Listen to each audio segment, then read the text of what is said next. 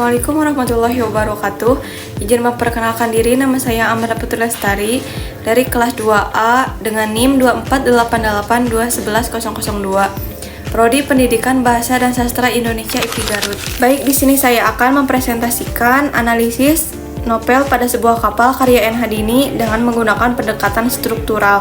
Baik, di sini ada sinopsis Pada Sebuah Kapal karya N. Hadini, yaitu menceritakan Sri, seorang perempuan Jawa yang menikah dengan seorang diplomat Prancis. Dalam kehidupan pernikahannya, Sri mengalami konflik batin akibat perbedaan budaya dan tekanan tradisi. Perjalanan hidupnya di atas kapal menjadi simbol pencarian jati diri dan kebebasan sebagai seorang perempuan. Melalui berbagai pengalaman, Sri berusaha memahami dirinya sendiri dan menemukan kebahagiaan sejati. Di sini ada abstrak penelitian.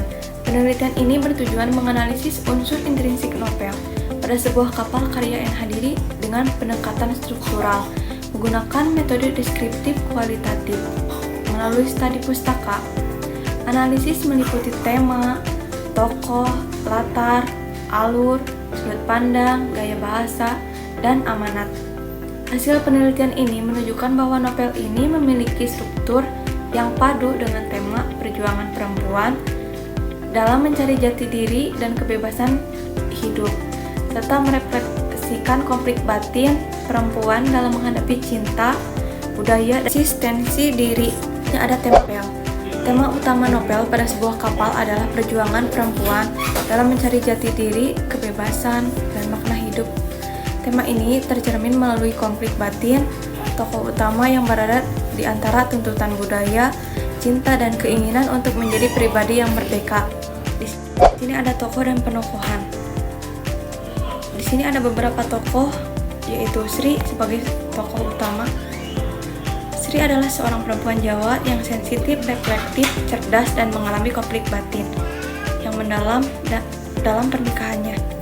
Dan yang kedua ada tokoh Daniel, yaitu suami Sri, pria berkebangsaan Perancis, rasional, dan memiliki nilai barat. Dan yang selanjutnya ada tokoh pendukung. Tokoh pendukung yaitu Ibu Sri dan tokoh-tokoh lain yang memperkuat konflik sosial dan budaya.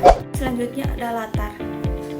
Latar terbagi menjadi 3, yaitu ada latar tempat, waktu, dan latar suasana.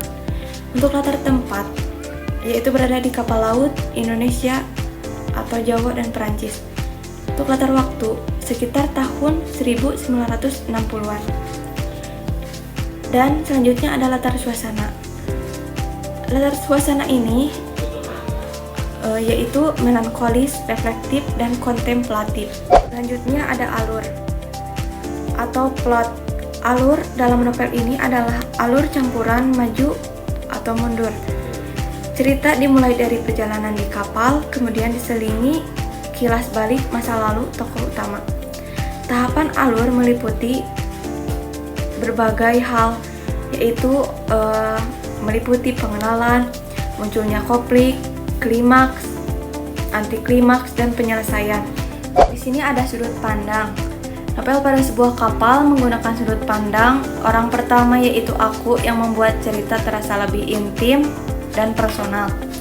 Melalui sudut pandang ini, pembaca dapat memahami secara langsung perasaan, pikiran, serta pergulatan batin tokoh utama dalam menghadapi berbagai konflik yang dialaminya. Penggunaan sudut pandang orang pertama juga memungkinkan pengarang menampilkan kehidupan psikologis tokoh secara lebih kuat. Pembaca tidak hanya mengikuti rangkaian peristiwa, tetapi juga diajak menyelami proses perenungan dan pencarian jati diri tokoh utama, sehingga makna cerita terasa lebih mendalam dan reflektif. Di sini ada majas dan gaya bahasa. Gaya bahasa dalam novel ini bersifat puitis, reflektif, dan simbolik. Majas yang dominan meliputi 3 majas, yaitu yang pertama ada majas metafora, menggambarkan kapal sebagai simbol perjalanan hidup. Dan selanjutnya ada majas personifikasi, yaitu menggambarkan kapal sebagai kehidupan. Dan yang terakhir ada majas simbolisme alam, yaitu menggambarkan laut, angin, dan perjalanan.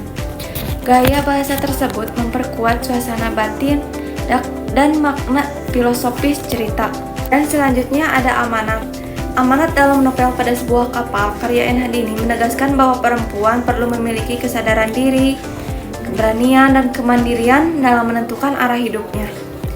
Perempuan tidak seharusnya sepenuhnya bergantung pada orang lain untuk memperoleh kebahagiaan, melainkan harus mampu memahami, menerima, dan menghargai dirinya sendiri sebagai individu yang utuh.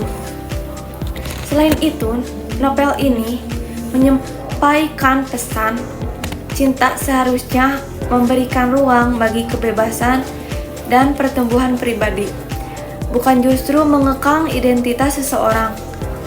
Melalui konflik batin tokoh utama, pembaca dapat menyadari pentingnya kejujuran terhadap perasaan sendiri serta keberanian menghadapi perbedaan budaya dan tekanan sosial demi mencapai kehidupan yang bermakna. Untuk kesimpulannya, novel Pada Sebuah Kapal karya N. Hadini merupakan karya sastra yang memiliki struktur intrinsik yang saling berkaitan dan mendukung makna keseluruhan cerita.